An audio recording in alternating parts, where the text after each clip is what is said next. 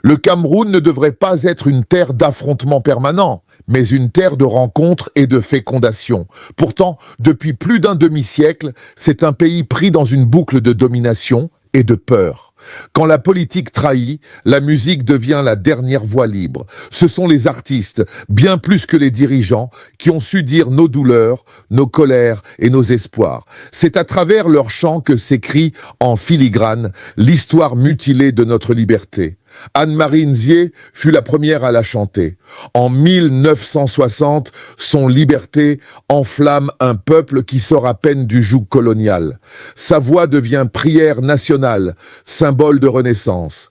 Mais, très vite, le régime récupère sa chanson et l'utilise pour glorifier le pouvoir. Le chant d'émancipation devient hymne de soumission. La liberté, confisquée une fois de plus, change de camp sans changer de visage. Quand Anne-Marie meurt, le pouvoir pleure celle qui l'a instrumentalisée sans comprendre qu'elle chantait pour le peuple, pas pour le protocole. Des années plus tard, Richard Bonnat reprend le flambeau, mais à distance. Son exil devient son arme. À travers sa basse et ses mots, il dit ce que beaucoup taisent, la crise anglophone, la corruption, la peur du silence. Depuis New York, il parle d'un pays qui se vide de ses talents, d'une jeunesse qui s'éteint dans le désespoir. Et aussitôt, le régime le diabolise. Pourtant, Bonnat n'est pas un militant, il est un miroir. Il reflète la vérité nue d'un Cameroun étouffé où la liberté respire à l'étranger. Puis vient Longué Longué, le chanteur du peuple, celui qui croyait qu'on pouvait encore rire, danser et dire la vérité. Il avait donné aux oubliés une voix, une dignité. On l'appelait le libérateur. Mais le libérateur a été livré. Une vidéo circule insoutenable. Un homme nu, battu, implorant pardon. Ce jour-là, ce n'est pas seulement Longué Longué qu'on a humilié, c'est un pays entier qu'on a forcé à se prosterner. La terreur politique s'est transformée en rituel public. La liberté est devenue une faute. Et puis, il y a Lapiro de Mbanga, le poète maudit, celui qui a vu venir la tempête avant tout le monde. Quand il chante « Constitution constipée », en 2008, il met des mots sur ce que le peuple n'ose plus dire, la confiscation du pouvoir, l'éternité d'un règne, l'impasse d'une démocratie déguisée. Il est arrêté, brisé, exilé, oublié. Il meurt avant d'avoir vu l'explosion, mais son avertissement résonne encore. Le Cameroun est un volcan, et aujourd'hui, il a raison. La lave couve sous les cendres du silence. 4 artistes, 4 destins, une même tragédie, la liberté brisée, Anne-Marie Nzié l'a chanté, Bonnat l'a exilé, Longué Longué l'a pleuré, Lapiro l'a prophétisé.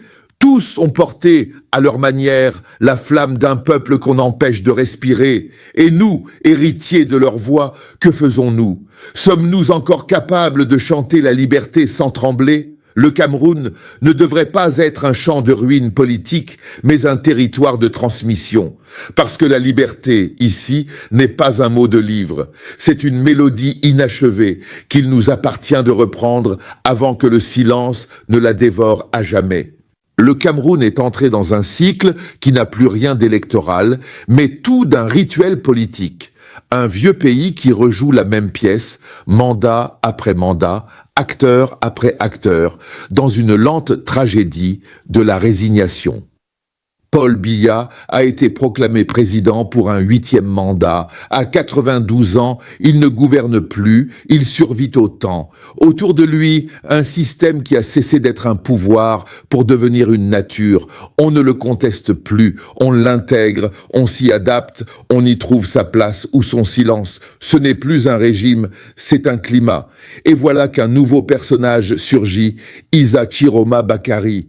Il revendique la victoire, dénonce la fraude, appelle le peuple à descendre dans la rue. Le peuple, lui, regarde cette farce avec lassitude. Certains demandent pourquoi ne se révolte-t-il pas? Mais comment se battre quand la survie quotidienne est déjà un combat?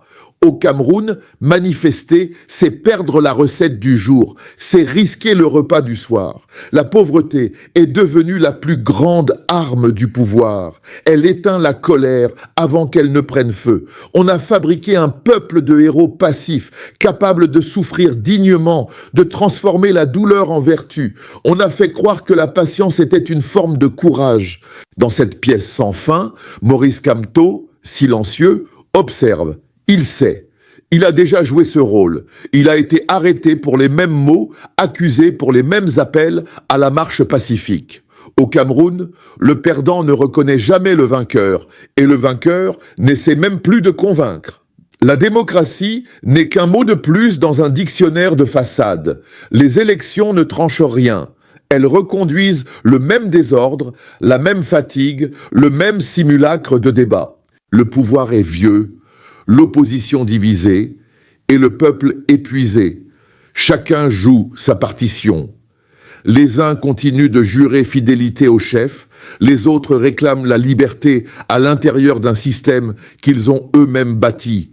Et pendant ce temps, la jeunesse cherche la sortie, pas dans les urnes, mais dans les aéroports. Le Cameroun ne brûle pas, il s'éteint doucement. La souffrance y est devenue un langage, la résilience une prison. Un pays où l'on confond encore la paix avec le silence, la stabilité avec la peur et la loyauté avec la soumission. Ici, le pouvoir ne s'impose plus par la force, il dure parce que tout le monde s'est habitué à sa présence. Et tant que ce réflexe d'habitude persistera, la même scène se rejouera encore et encore, jusqu'à épuisement du dernier souffle collectif. Et pourtant, cette fois, quelque chose a bougé. À défaut de la candidature de Maurice Kamto, écarté du scrutin, le peuple s'est rabattu massivement sur Issa Chiroma Bakary. Beaucoup le voient là comme le bon diable, pas parfait, mais au moins différent. Pour la première fois depuis longtemps, ce peuple n'a pas seulement subi, il a choisi. Il a voté le 12 octobre pour un changement, un vrai. Et aujourd'hui, il revendique cette victoire, car au fond, il ne veut qu'une seule chose, tourner la page. Si vous pensez que ce peuple mérite d'être entendu, dites-le en commentaire, partagez votre avis, aimez la vidéo et surtout abonnez-vous pour ne rien rater de la suite. Le Cameroun écrit son histoire et cette fois, c'est peut-être le peuple qui tiendra la plume.